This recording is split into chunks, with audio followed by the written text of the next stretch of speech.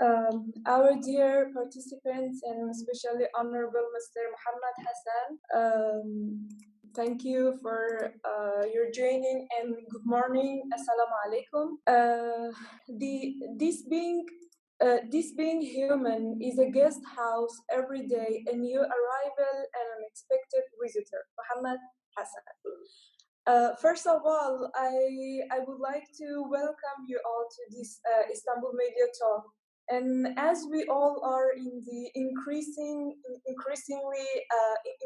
challenging time, we need to stay at home and also we need to absolutely stay blessed. So for this regard, we continued our Istanbul Media Talk through the online program. So in this occasion, we have invited Mr. Mohamed Hassan to have a presentation about the defining ourselves in the digital age. Before the presentation begins, allow me to introduce the presenter. Mohamed Hassan is an award-winning journalist and poet from New Zealand and currently a senior producer at the Middle East Eye in London. And in 2017, his podcast Islamophobia Public Enemy was awarded gold at the New York Festival's Radio Award. And his poetry videos have been shared widely online, and his upcoming collection, National Anthem, is set to be published in 2020. Without further ado, I would like to welcome Mr. Mohamed Hassan to deliver his presentation. But before that, I want to share a video from him. If Tanner Hoja, please. Shall we do that, Mohammed, or would you like to do it during your talk? Let's. I'd rather do it. I think I was going to bring it in about halfway through my talk. I was going to talk. Cool. Yeah. Cool. But let's do that. Okay. Hopefully, I can figure it out. Technically, it's quite easy. You just have to share your screen. Okay. All Great. Right. Okay. Further ado, the podium is yours. Okay, thank you very much. Assalamu alaikum, everybody. Hello, marhaba. Thank you for having me this morning, and thank you for joining me. I know it's still, earlier in the morning, and you guys usually do this in the evening. But thank you for accommodating the time difference.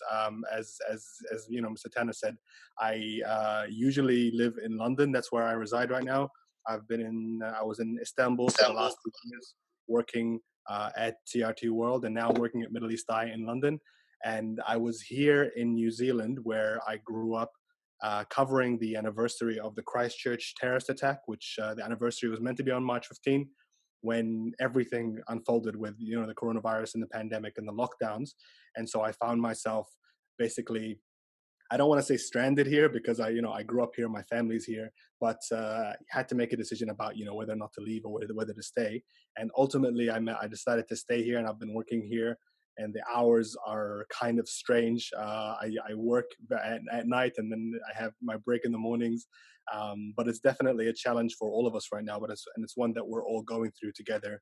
Now, when I was asked to come and speak, I wasn't sure initially what hat I would be wearing when I came here. I am, of course, a journalist. I'm working as a senior producer at Middle East Eye, but I'm also a poet. I'm somebody that has been performing and writing and producing poetry for the last 10 years, and that poetry has taken me to different parts of the world, and as well as videos that I've uploaded online that have gotten alhamdulillah good reactions.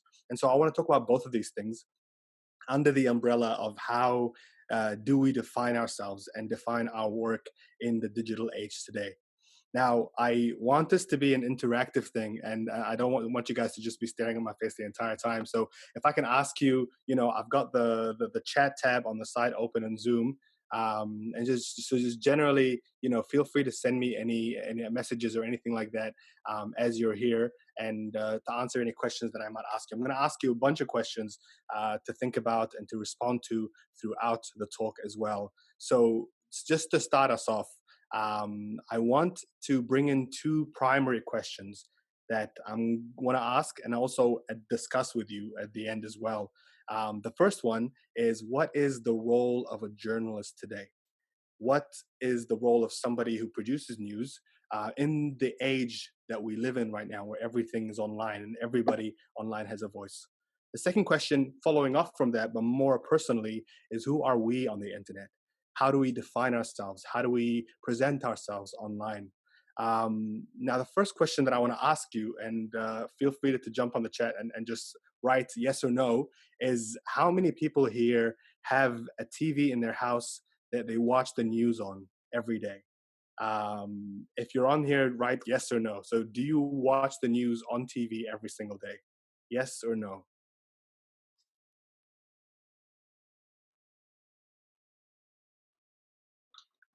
The second question is, do you read a newspaper every day?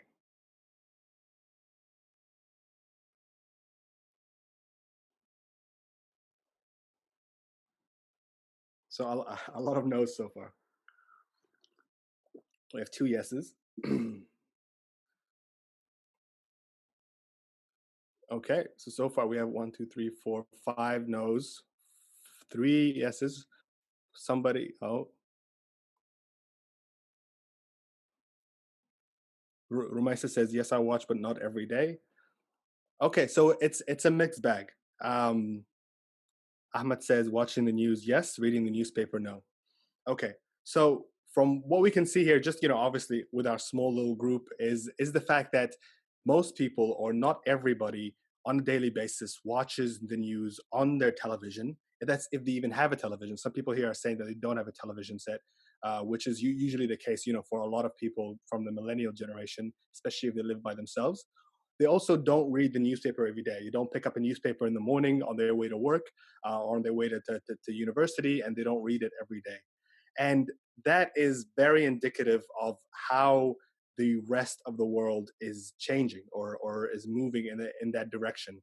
And this is something that is very new. Obviously, all of us, grew up with parents or grandparents that every single day at a certain time would turn on the news on the TV and watch it. Our parents on their way to work in the morning might pick up a newspaper. You might have a newspaper daily delivered to your house, and your grandfather would read it over coffee in the morning or tea in the morning, and that was part of the routine.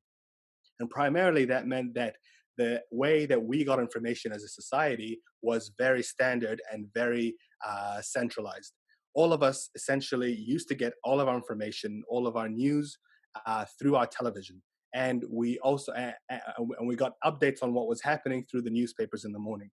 And this meant that media and the spread of information was controlled. Now, of course, as you all know, we live in a society where increasingly that is becoming less so.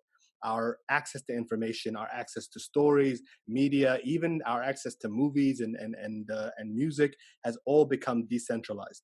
There are so many different sources that we get it from, and the and the way that we access information on a daily basis is primarily through the internet, through social media, and not necessarily through the news agencies themselves or the news sources themselves, but through other people in our networks that are sharing them. Now, this is the way that the internet has changed how we do everything. No longer is the case that you are having this one directional relationship with your television where you sit in front of a television and something is coming at you all day long. You are now actively, all of us as online citizens are actively a part of how this information spreads and how this information reaches people all around the world.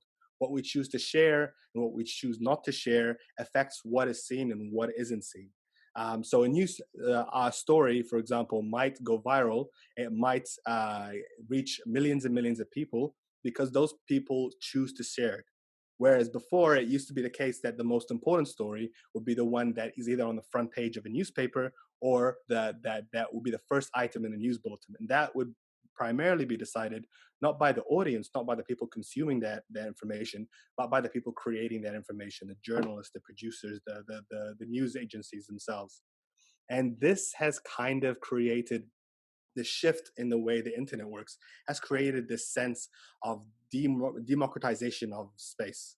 So all of us now, essentially, whether you are an anchor at CNN, whether you are somebody who is a student in high school somewhere, whether you are somebody who is a YouTuber, all of us suddenly have access to the same amount of space online. Now, of course, how people interact with that space, how people share it and come back into and watch it, how many subscribers you have, all of course alters how much of an influence that you have online. But essentially, this idea that a group of people have access to information and are disseminating that information, and everybody else in the world is just consuming that information, that doesn't exist anymore. And while that I think is partly a good thing, what it has meant for people like me, people in the news industry, is that we're kind of going through an identity crisis, and we have been for a few years now, where we're trying desperately to catch up to the rest of how the internet is functioning. A very good example of that is Facebook and Facebook News. Now, 4 or 5 years ago, like news agencies like Al Jazeera and AJ Plus started really changing the way news is told online and the way it's presented to a millennial audience and younger.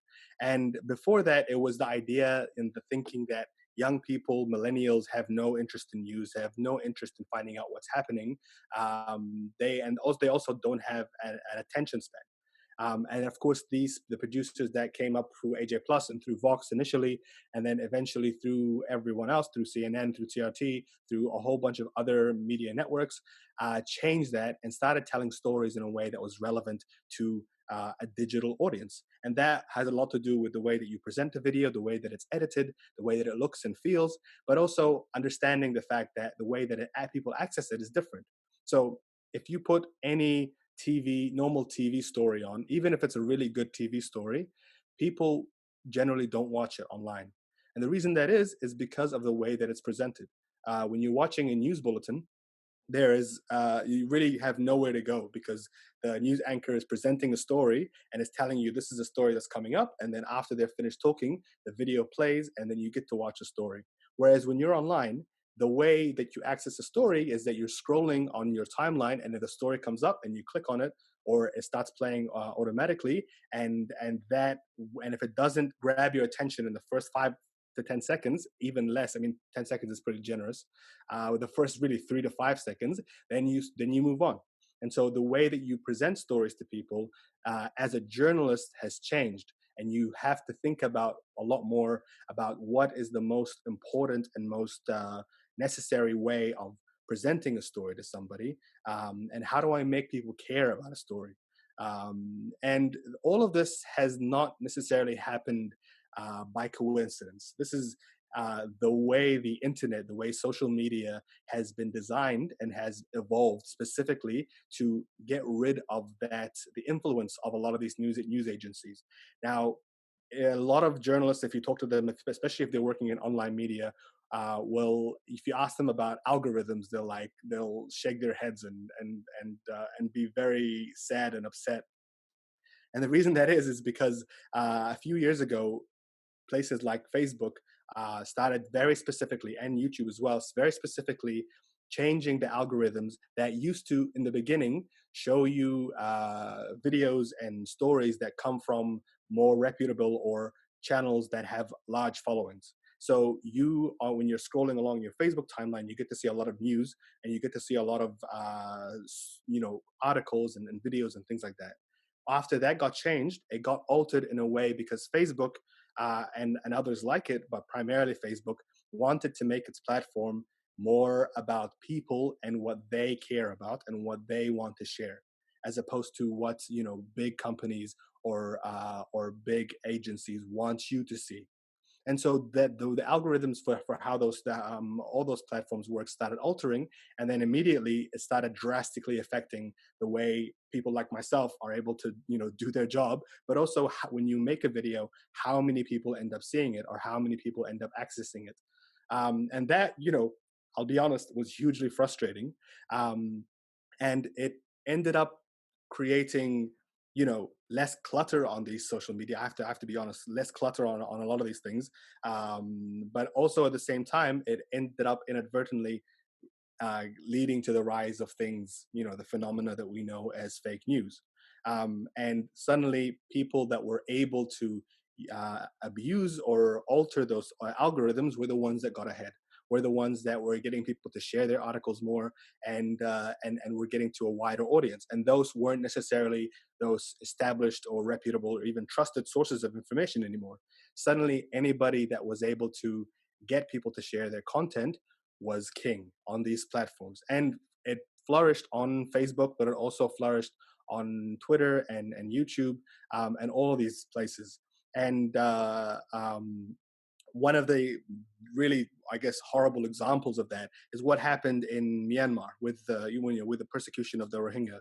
Now, a huge push behind what was going on the ground, and in Burmese society in Myanmar, was the proliferation of fake news through social media. So a story, for example, that showed that a young Muslim or a few young Muslims in a Rohingya area or town had attacked a Buddhist woman.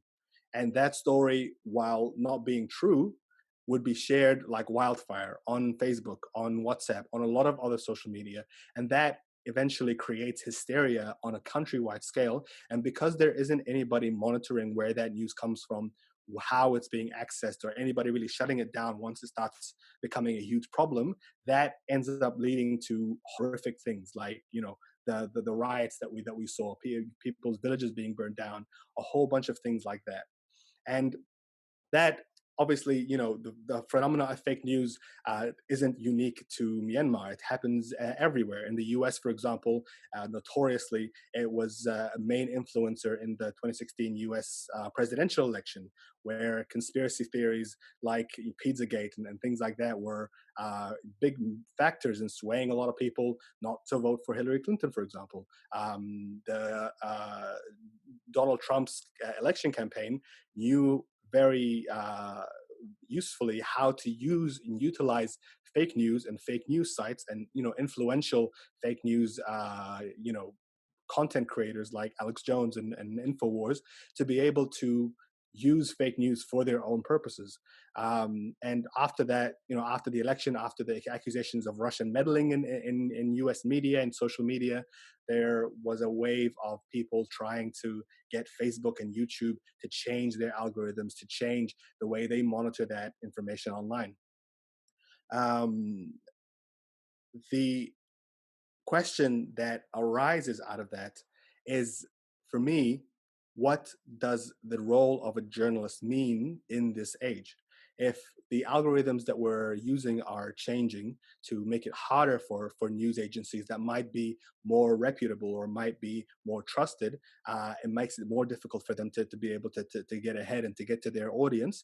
But at the same time, the fake news is being spread online, and people, especially people of an older generation who, statistically speaking, aren't able to differentiate between a fake news article and a real news article, as well as a millennial or a Gen Z can. What does that mean for a role of a journalist? And I wanted to give you guys two examples of that, of how the role of a journalist evolves in kind of this online media. The first one is what happened during the Jamal Khashoggi assassination. Now, obviously, I was in Turkey at the time. It was a story that I was covering when I was at TRT World. It was literally the biggest story in the world at the time for weeks and weeks on end. The killing of journalist Jamal Khashoggi was something that basically everybody in the world was talking about. Now, what makes this story unique is that primarily from the very beginning, it was a story that began and evolved and grew online. This was an online story that started from people on Twitter, activists on Twitter that were friends of Jamal Khashoggi, first reporting his disappearance, taking to Twitter and using their platforms to be like, hey, this journalist has disappeared. He was in Turkey and the Saudi consulate. We don't know where he is. We think he's missing. We think, the consulate may have kidnapped him or arrested him. Let's get this information out as much as we can. And immediately, it started getting traction online. And then once journalists picked up on it and it became a massive story, suddenly it was this online media circus where every single day there was news updates, there were articles being put out, there was a lot of fake news that was being spread, there were rumors, that there were all sorts of things happening. And suddenly the role of journalists was not only to manage the insane amount of information and leaks that were happening. So, for example, leaks that were coming from Turkish intelligence or leaks that were coming from the Saudi government, all these things that were being released on a daily basis. It was managing that, but more importantly, with people's access to so many different news sites, so many different news articles, and all sources of information, the role of journalists, especially the journalists that really shone through these times, were the people that were able to contextualize what was happening, to break it down, to verify what was true and what was not, and to be able to explain that to people online on these social media platforms. So I'm gonna try and share my screen now. Hopefully it works. But one of these people, and he used to, formerly was a political correspondent for the Daily Sabah, and now is one of my own colleagues at Middle East Eye. His name is Ragib Soylu, and he is an incredible journalist. He was our first guest, Mohammed, at No our way. Istanbul Media Talks. Yes, Oh, it fantastic. was in when was it? November 2018. Yeah. Oh, fantastic. No, he's amazing, and he's a wealth of knowledge, and he's also somebody that is understands Turkish politics incredibly well, but also understands U.S. politics and is able to bridge those, and is somebody that that is able to use social media and understands how to use social media very well as a journalist. So I want to show you some of the tweets that he made, because he really, internationally, he gained a name for himself very quickly in the Khashoggi era for somebody that was breaking down and contextualizing what was happening. So here, October 7th, it's pretty surreal seeing this now, only 5 days after the disappearance of Jamal Khashoggi. This is one of the first days that we are able Mohammed, to. we can't see the tweet. We can just see your background. Oh, you can Desktop see background. No. Interesting. I think you have to choose which screen you will share. Okay, hold on. Let's okay, let's stop sharing. I will stop it now. Now you can try again. Okay.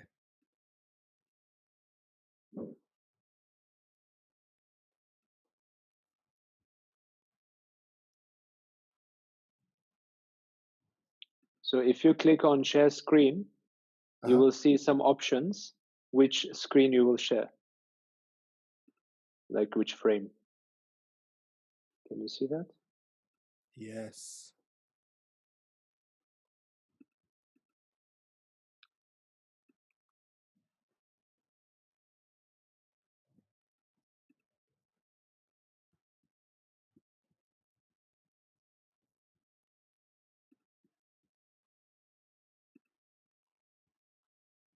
Let's have a look. Sorry about that, guys. I'm trying to figure this out.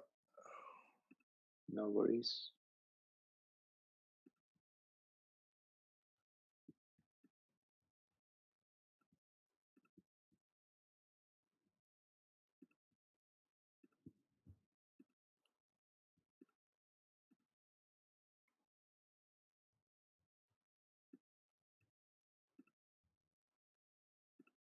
Okay.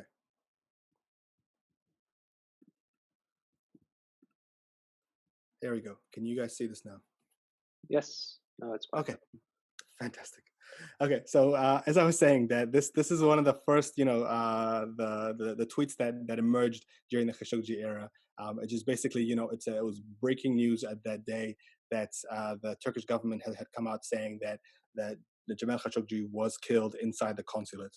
And over the next few days, as we can see, Ragib and his online presence became, started evolving into somebody that would wake up in the morning. Well, in the morning when everybody woke up, he would be online breaking down everything that had come out. There were like at least, 5 to 6 different news reports that were coming out every single day. And very quickly, as you can see, he gained a following. And generally anybody that was interested in what was happening in the story was following his tweets on a daily basis, including journalists. Journalists would tune in, myself, I was reporting on the story, and I would make sure that I, at least once a day, I was just to check to see what Raghib was tweeting, in case I'd missed something significant that had happened. And so, in a time when everybody had access to all of the information that was available, it became very clear that the person in the role of a journalist would be to contextualize and explain how these things worked, and explain everything to people so that they can find people that they can verify and trust, in terms of their sources. Um, what is increasingly becoming true is that the role of the correspondent, somebody that knows everything about everything and is the primary source of information on any news story, doesn't exist anymore. We no longer have journalists that are identities that people can recognize the way that we did in the past, when TV journalism was the primary, source of information, especially when it comes to breaking news. So increasingly, a journalist's role is about telling stories, but telling other people's stories, using platforms online to be able to tell the stories of others, and project the stories of things that are happening around the world, and how people access things that they might not have access to online.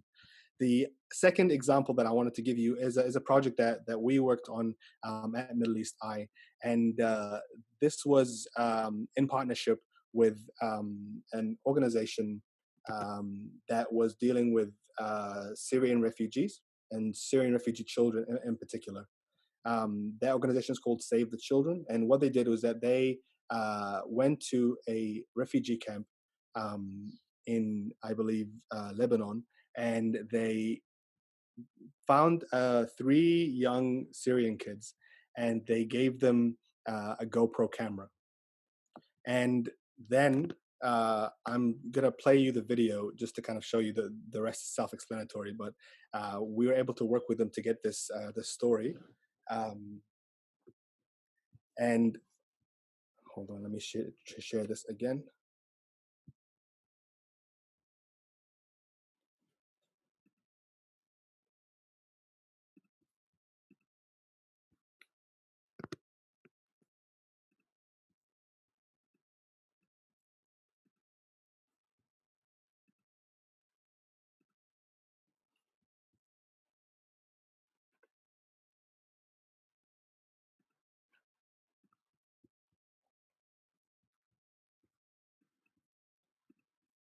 So hopefully the audio works on this.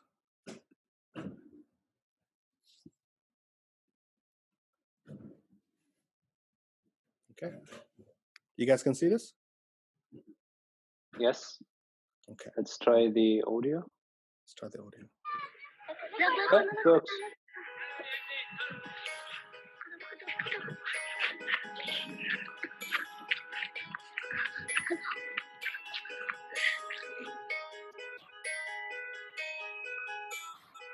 احنا هوني نجي الصبح نغسل وجهنا، نطلع من النوم نغسل وجهنا، نطلع بعدنا برا بهالأرض.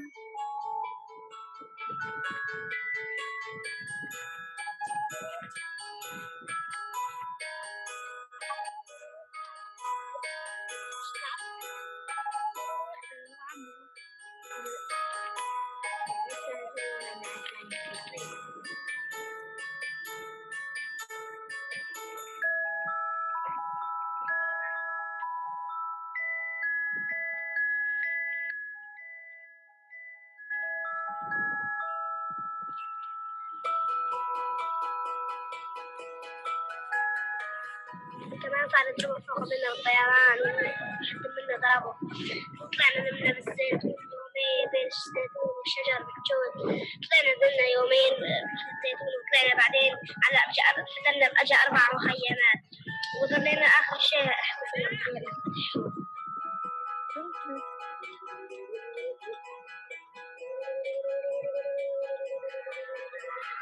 السلام عليكم، نحن الخفاف.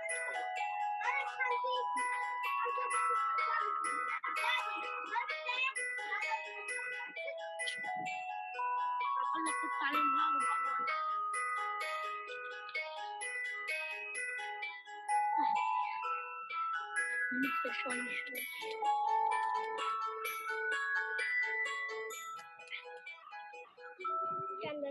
التواليتات، حمامات وتواليتات، كل بالأسماء عندنا التواليتات بالأمارات.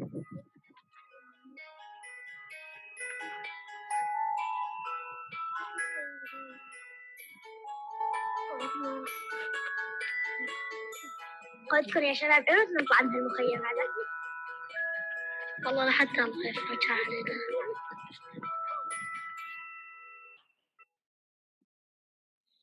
So that was a story that we did with Save the Children, and it was really beautiful story. And just the video itself, I think doesn't really need much context and to understand why it's important.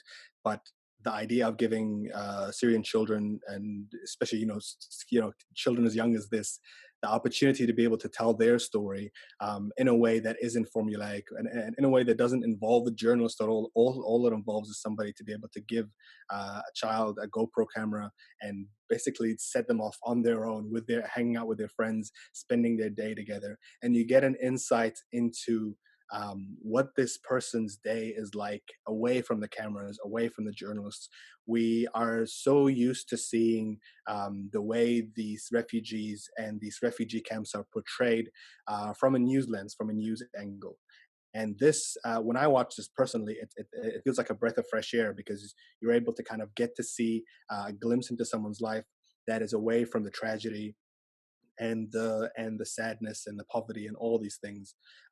And I think especially in our area of the world, in the Middle East, in covering a lot of these stories, what is important is really being able to give voice to people in ways that humanizes them, and not in ways that reduces them to just being statistics or just being people that are tragedy stricken and struggling.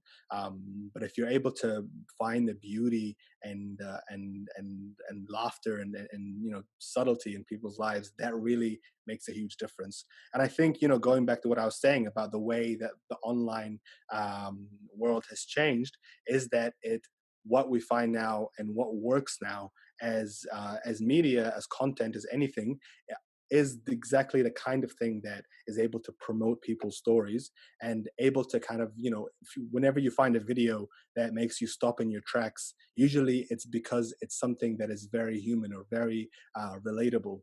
And it's those personal stories that are really able to do well online and to connect with people. And before, when I talked about the democratization of the internet, what has happened as well is that it's stopped becoming about the kind of stories that journalists or people that have access to media want to tell, but it's about everybody being able to share whatever stories that they wanted. And on a daily basis, you see videos that go viral of people doing things within their own homes. We can talk about this a little bit more, Baba. In the time that we're living in now, when all of us are in quarantine, we're seeing a lot of stories come out, a lot of happy stories, a lot of positive stories about what people are doing from their own homes, how they're finding time to, creative ways to spend their time. And so the second thing that I wanted to talk about is essentially us as individuals online, as citizens of the internet, and how we can use these mediums to tell our stories, not just tell stories of other people. And if I can, if you allow me to talk a little bit about my own personal story, what is my story? So I was a young immigrant, was born and raised, I was born in Cairo in Egypt, and I moved with my family to New Zealand when I was 8 years old. I spent a lot of time kind of between these two different worlds and struggling with issues of identity, struggling with understanding where I fit into the society, where I didn't necessarily always feel like I was welcomed there. Over time, especially in the age that I was growing up with the September 11 attacks, or the rise, the rise of Al Qaeda and ISIS, there was a lot of Islamophobia that came along with being Muslim or being Arab, from that background and in an immigrant community. When I got started doing poetry, that became a tool for me to be able to really express myself. One of the experiences that I had, for example, was when, growing up as a Muslim, as somebody called Muhammad, was being afraid of saying my name, or being very awkward around saying my name, because people generally didn't know how to pronounce it, and usually they would mispronounce it, sometimes on purpose, sometimes not on purpose. And after a while, what happened is that I stopped pronouncing my name the way that that I was taught to, the way that it's meant to be pronounced. And that was something that was, a struggle for me for a long time. And it wasn't until I was working in media and really having to say my name over and over every single day at the end of news reports, where I was ending them saying Mohamed Hassan reports and things like that, that I got approached by a colleague of mine, who asked me, why are you saying your name there? Is that how your name is supposed to be said?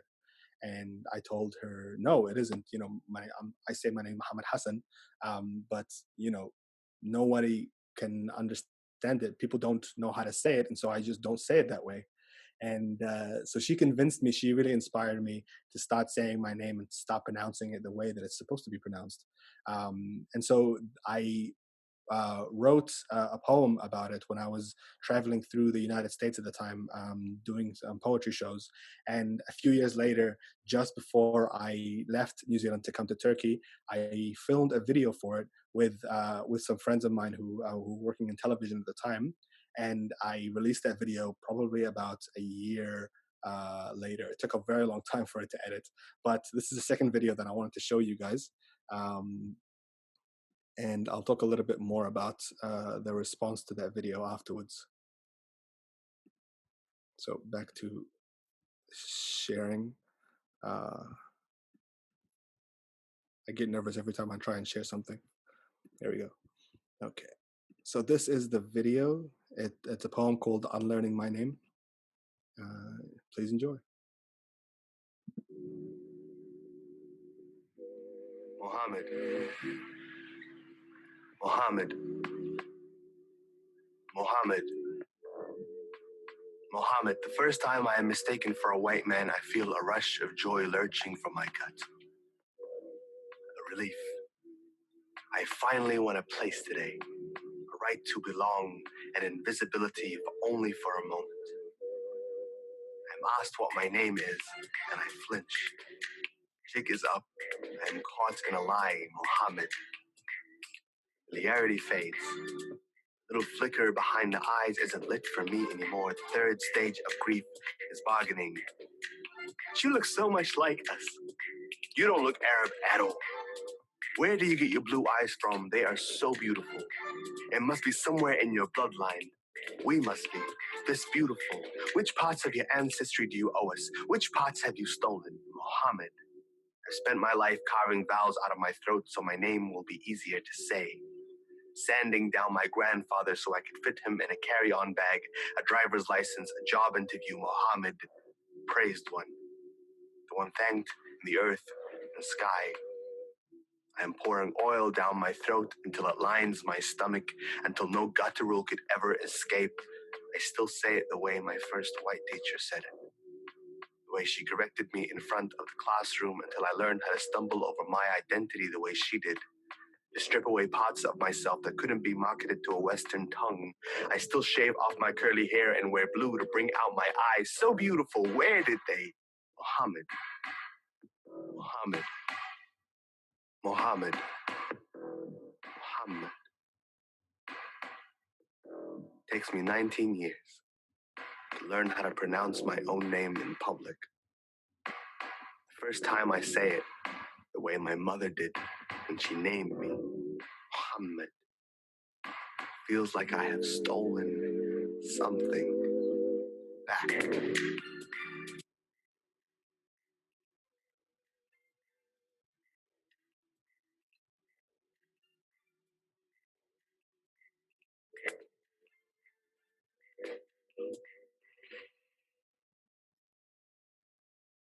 Okay, so that was the poem. It was called Unlearning My Name, and it was released, I think, on the end of 2018. about a year after it was shot. And it was interesting because initially, I didn't know where I was going to share it. I was still experimenting with different social media platforms, and so I shared it on Facebook. It got picked up. I got some good responses to it, and I shared it on YouTube, and then that was going to be it, really. And then on a whim, I decided to share it on Twitter. Even though I was sure that it wouldn't do well on Twitter, I didn't think Twitter would be the place for it. But a few days later, I put it up on Twitter. I'm like, okay, you know what? Let's see what happens. And then, insanely, within a few hours, it was starting to get picked up and shared, and people were sharing it. Overnight, I think I went to sleep and I woke up in the morning, and there was just like thousands and thousands and thousands of people sharing it, and thousands of comments, and people sending me messages, and it kind of like it blew up. It was crazy.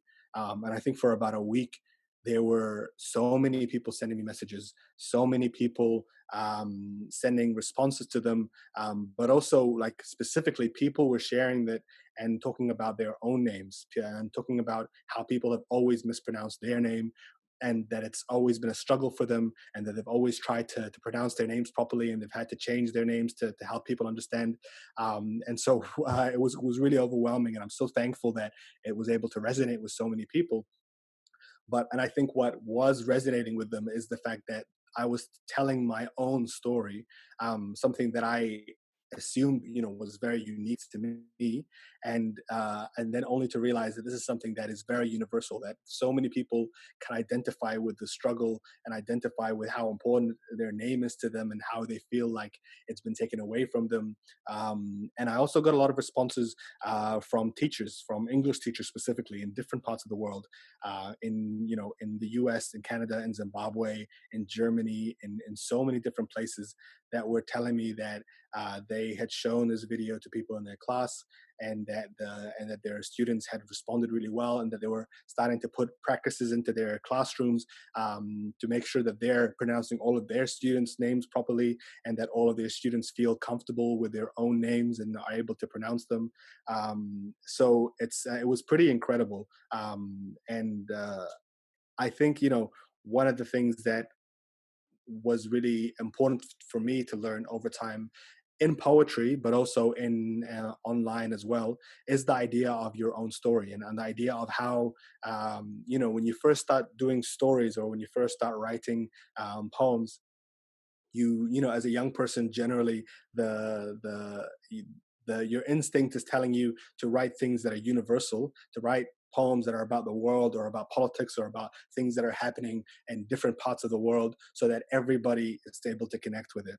And I think, the more that you write and the more that you show your poetry to others and hear responses, you start learning that it's actually the opposite. It's the more specific your story is, the more that you are talking about your individual identity and your experience, the more relatable and the more universal that is then to other people that are watching it.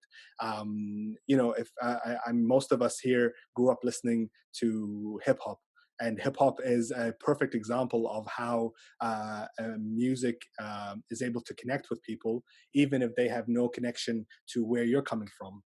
Most of us heard hip hop that was coming from the United States, from New York, or from California, where people are talking about what street they grew up on, and what type of shoes that they wear, what burger chain they went to, and all of these things, all of these specific details of these songs, that then you have 16-year-olds in Turkey, or in Greece, or in Morocco, singing along to these songs and feeling like those songs are about them, or talk about their experience.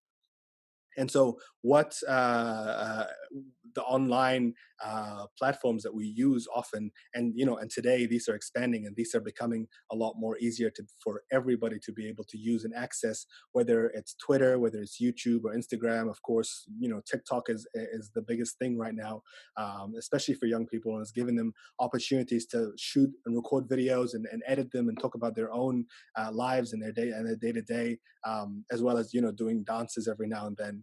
But all of these tools, suddenly we have access to, are able to give us an opportunity to tell our stories. And the more that we are telling stories that are deeply personal to us, the more those stories are able to connect and resonate with other people. And, as a journalist, the lesson that I learned from that is that I need to use these platforms more and more to be able to tell people stories, to be able to tell people's individual day-to-day struggles and their life, things that they're going through in their lives, and that is how to connect with people, away from necessarily the politics and the business stories and all that kind of stuff, where of course there's still an audience for, but more and more people don't want to hear these big headlines or these big overarching stories. They want to hear stories that are deeply personal, that they can connect with. And through telling stories like these, through me talking about my name, for example, I tell a whole bunch of other things. I talk about struggles with identity. I talk about immigration. I talk about racism and all these things by telling my own personal story. And the way that you tell a story about a Syrian child who is in a refugee camp in Lebanon, by getting that child to talk about their day-to-day, what they talk about with their friends, you are getting to experience a much bigger political story through a very deeply personal lens. Now, I'm sorry I've taken up a lot of your time today, but I want to be able to kind of open the space up to questions. And then I have a few questions that I want to throw back at you guys before we go as well. And so let's just have a look here. I think people are already starting to send questions.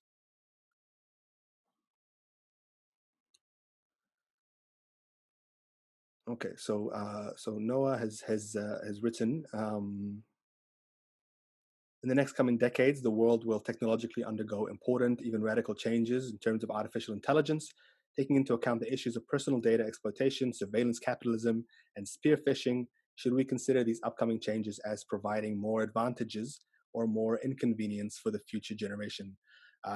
That is a very complicated question. I'm not sure if I'm necessarily the right person to speak on it in terms of artificial intelligence, but I think if I can offer my short response to it, I think we do need to be aware of how much of our personal information is online. Obviously, we are living in a digital age where not nearly 100% of all of the platforms that we are on are run by very powerful corporations that are mining everything that we post, personal or otherwise, for information that then they use for advertising revenue and data analysis and all sorts of things.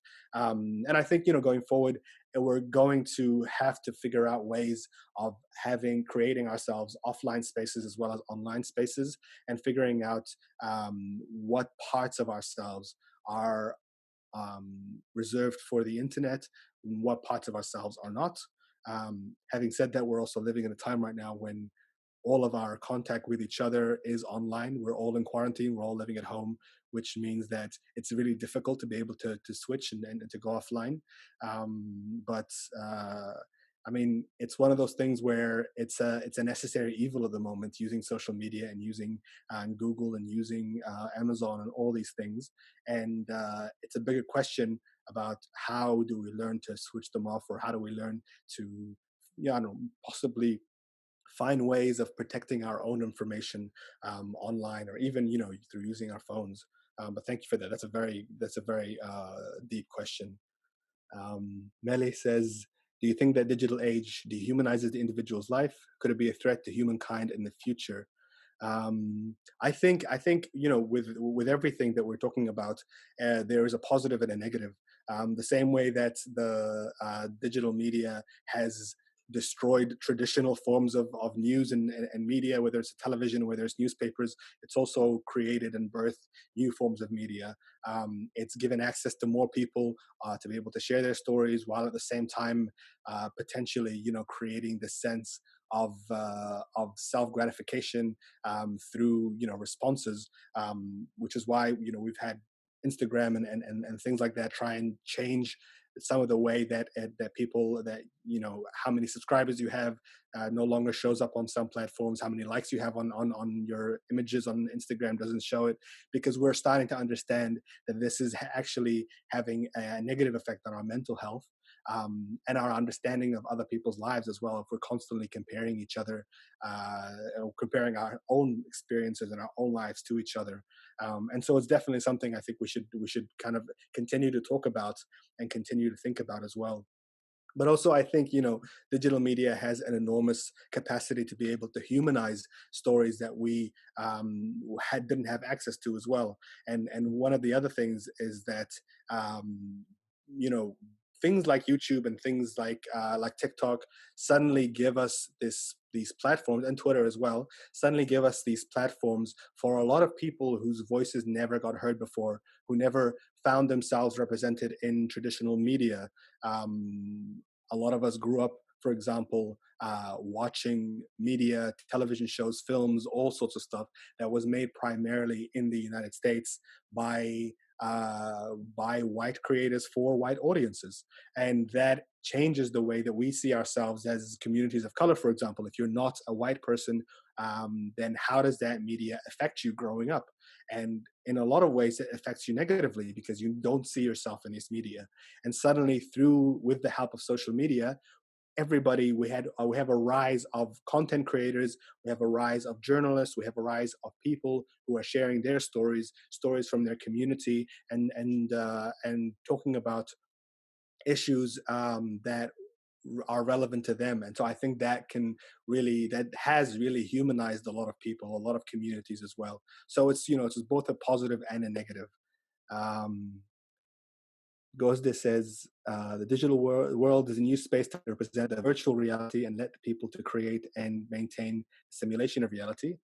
This new cyberspace makes possible for a second or even a third or more identities, and especially social media platforms. It allows people to play certain characters in the social arena. So here, even if we define ourselves, is it possible to know how people are in real life? Do you think this is a threat to people on trusting each other and having true relationships? That is an interesting question. You know what? Actually, I was just reading a book of. Hold on, I actually have it here. Give me a second. I'll show you.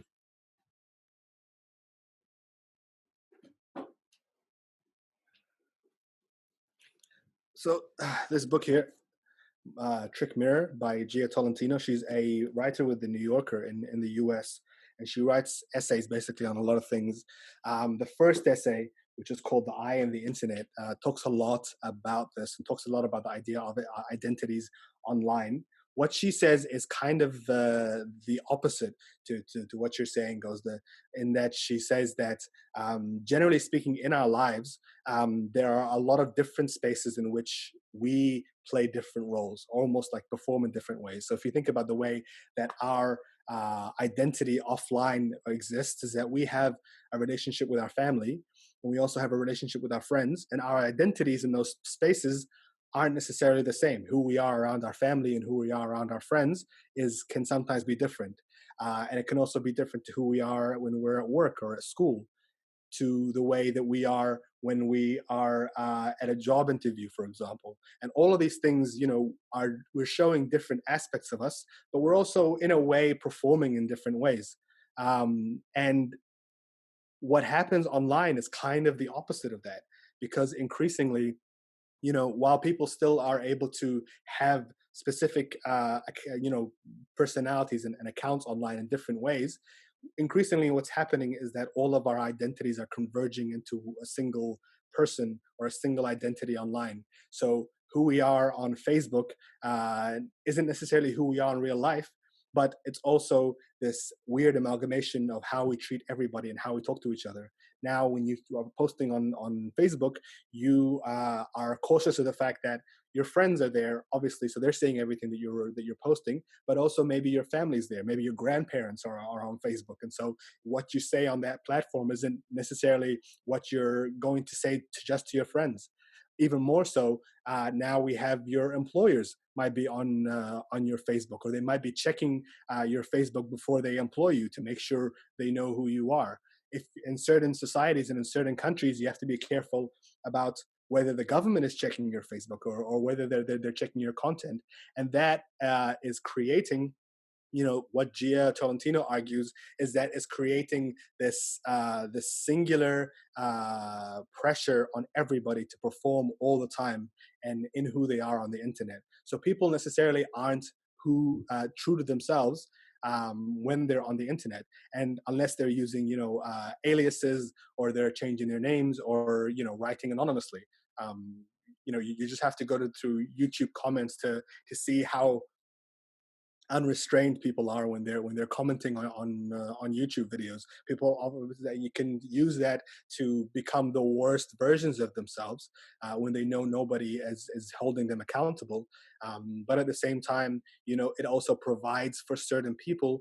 If we're talking, politically as well, there are so many whistleblowers that use Twitter, for example, in areas like Syria, like Saudi Arabia, and where there is a huge government scrutiny on online content. They're able to use aliases and anonymous profiles to be able to talk about things that they can't normally talk about.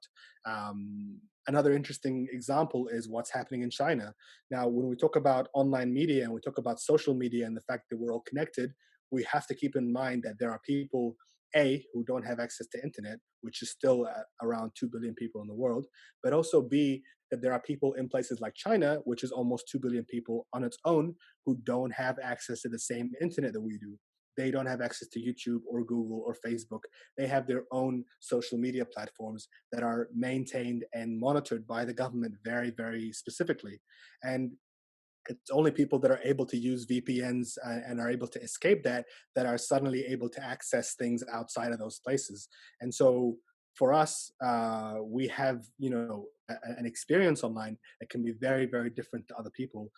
And the way that we're able to practice our freedom of identity online can also be extremely different to the way other people can as well.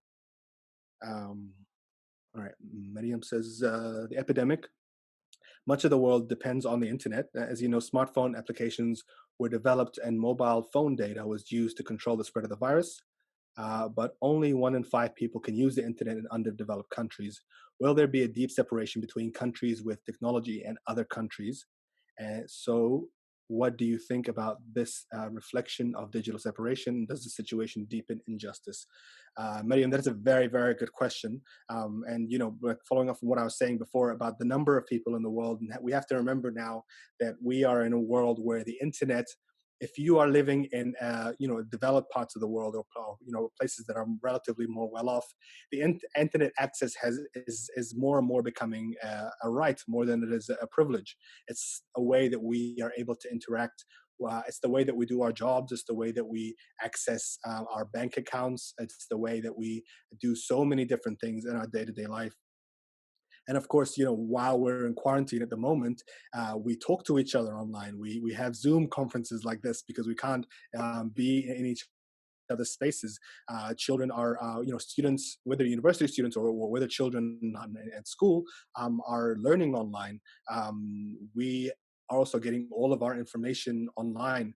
And so that is really bringing up a very important question about privilege and about access, and about who gets to have that and who doesn't. Because we know, a very good example is the fact that we can complain about the fact that we're stuck at home and we're having to work remotely, but there are so many people that don't have that privilege.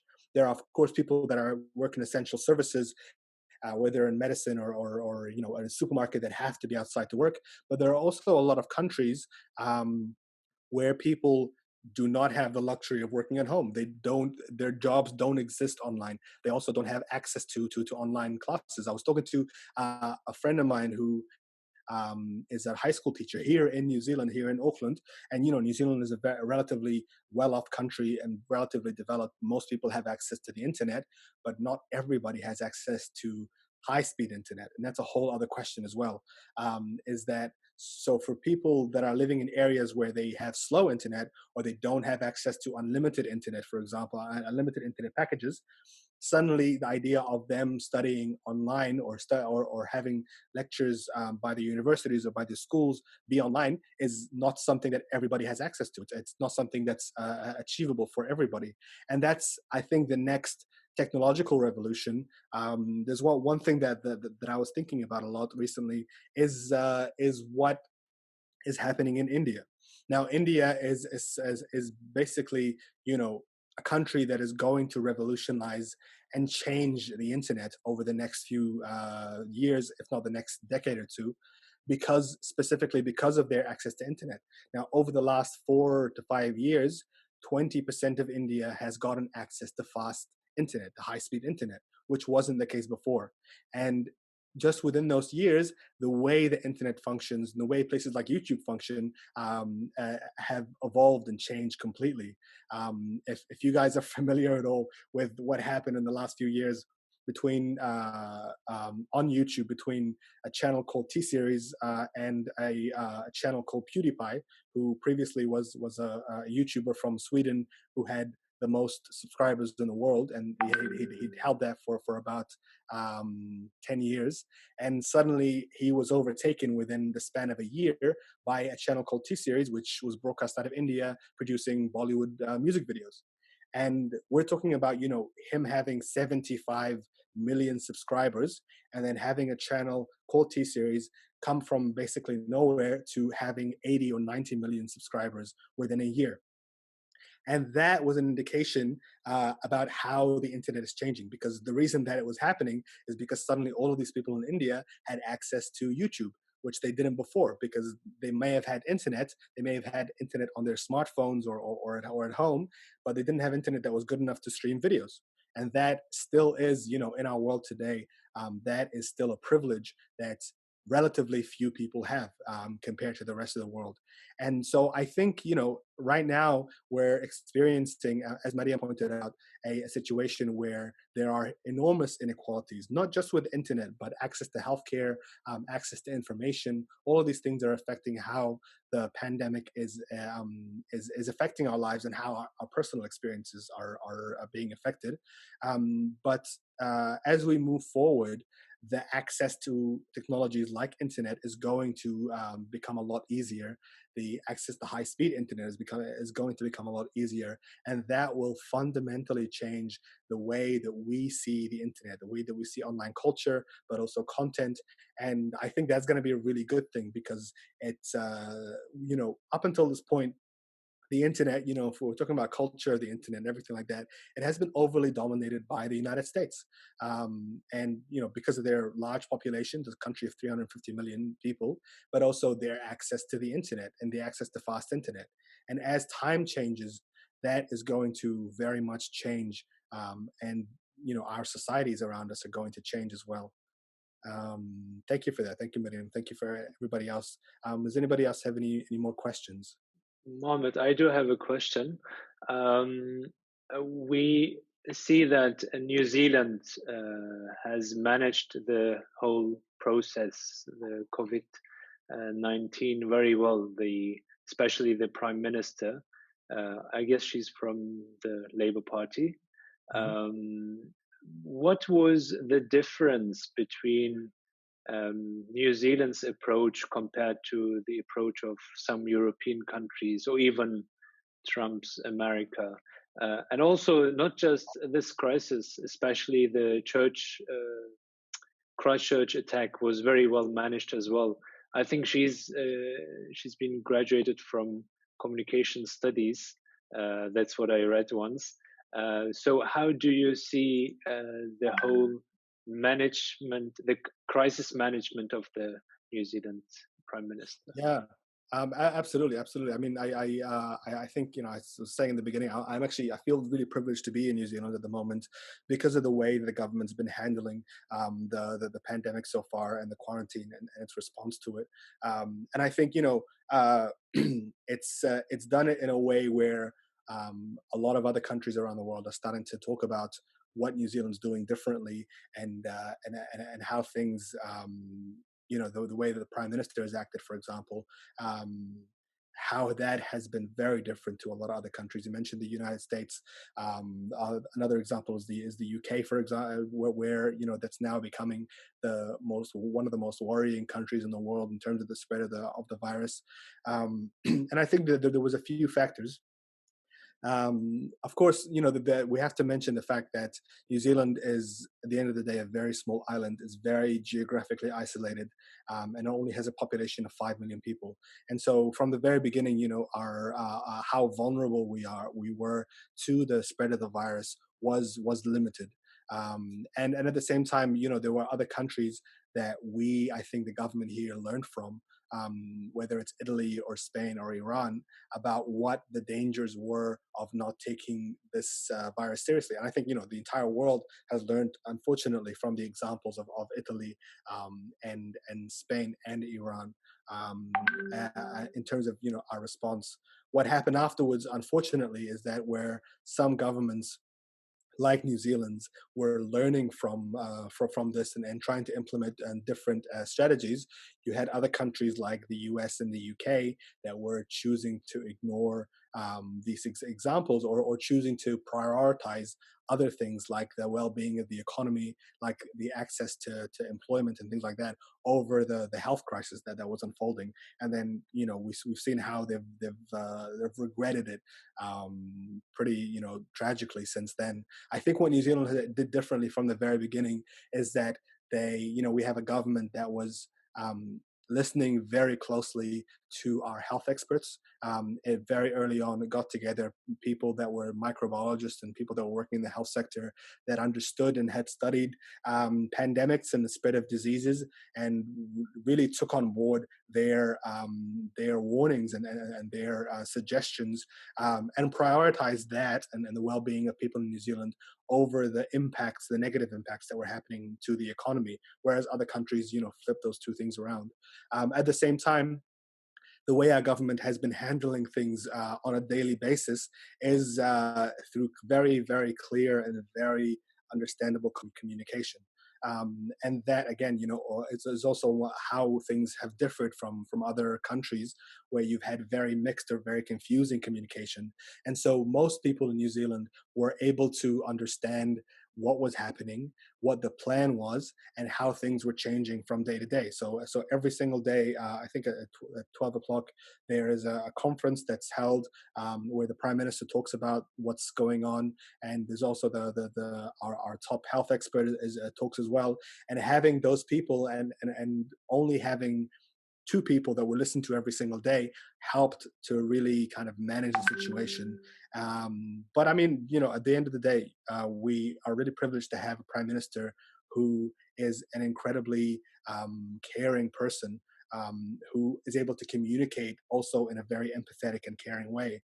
And we saw that, as you mentioned, last year during the Christchurch terror attack, where people around the world were really, I think, taken back by the response of New Zealand as a country, but specifically the Prime Minister. And she really became the face of the response for New Zealand, whether it was putting on the hijab herself and going to visit mosques, or hugging Muslim women, or saying the hadith from the Prophet at the Friday sermon the next day, and the way that very clear and very decisive actions were taken, whereas other political leaders, or even other prime ministers that we've had in the past in New Zealand would not have handled things the way they have. But at the center of it, it was a government that understood what they thought was the right thing to do, and they were not afraid of taking those steps, even if there was a political backlash. And there was a lot of political backlash to the way that she handled things, or even the way that she's handling the pandemic now. Ironically, there are a lot of voices that are very critical of her response to the pandemic. There's people that don't think that we should have gone into lockdown this early, or that we should have stayed closed and all the businesses should have stayed closed. There's a lot of critique of it, but what makes her different, I think, to other political leaders, or even other leaders that we've had in the past, is that she seems less interested by the politics of things, about the reactions to things, are about, winning political battles, as she is with making sure that the decisions that need to be taken are taken. And I think that's essentially what true leadership is. I think, in this crisis, we've really been able to see who real leaders are and who aren't, who the people that are able to, at the end of the day, have actual leadership skills and are able to lead countries, and people that really, really can't. And so, yeah, I think that's she's done an amazing job, and hopefully continues to do so. Great, thank you so much, Mohamed. It was really insightful to have a perspective of a journalist who has a mixed background, who is a Muslim but working in the West. So I'm really grateful. Thank you so much. Thank you so much for Would you like to conclude? Yeah, I mean, I had a few questions here that I wanted to kind of throw out to all of you. Just things I think that I would like you guys to think about, and maybe kind of there was a lot of questions that came up as well that people asked that are very, very important, and for us to continue thinking about, to continue having those discussions. So if you could reflect, I think especially in the time that we are in at the moment, and as people that are interested in media and analyzing media, or working in media ourselves, how have your online habits changed over the last month to 2 months? Being in quarantine, how are you still, online in the same way that you are before? Are you accessing information or news information in the same way? Do you feel overwhelmed by it at times? And if so, how would you like that to change? Or how do you think the way that we communicate online needs to change in order to become something that is better for our mental health, or better for our identities and our access to information? And at the end of it, I think I want to leave you with a question. Please do think about this as much as you can. And this question is, what is your story? What is your personal story that you have that is unique to everybody else? And how can you go about sharing that with the rest of us online? And with that, thank you very, very much for having me. It was a real pleasure. I hope I didn't talk too much and go off into different tangents and stuff, and then hopefully that some of that was helpful. Thank you, Mr. Hassan, for your informative and interesting talk. And our dear participant, we come to the end of this occasion, but still we have other Istanbul Media Talk. It's about the politics of the modern Middle Eastern art. And Sultan Al-Qasimi, founder of the Barjil art and instructor at the Boston College at 8 p.m. Istanbul time, will be our guest. And thank you. Hopefully, this Istanbul Media Talk will be beneficial for everybody. And thanks for your attention and your participation. And still I'm saying, stay blessed and healthy. Thank you. Assalamu alaikum. And thank you again from you.